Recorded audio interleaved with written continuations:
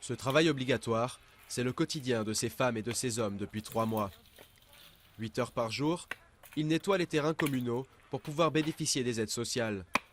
En grande majorité issus de la communauté rome, ils sont plus de 70 à travailler, pour un revenu inférieur au salaire minimum. Malgré les difficultés, les Roms de Gökönspata gardent la tête haute. Nous avons une chance maintenant, après les problèmes survenus à Gökönspata, de prouver au monde que nous, les Roms, pouvons tout à fait travailler. Nous ne sommes pas des criminels, nous ne faisons pas des enfants pour pouvoir en tirer profit. Même sans de bons outils, nous pouvons faire le travail. Ici, la municipalité a une couleur politique un peu particulière. L'extrême droite est au pouvoir avec le parti Jobbik. Elle n'a pas souhaité nous parler. Mais la population du village approuve largement ces nouvelles mesures.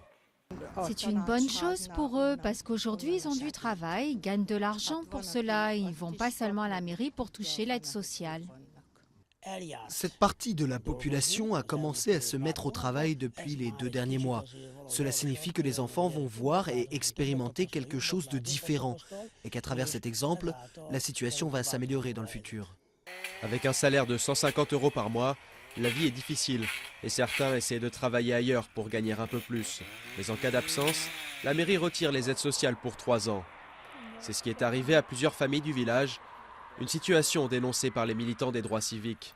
L'état de droit commence à toucher ces dernières limites.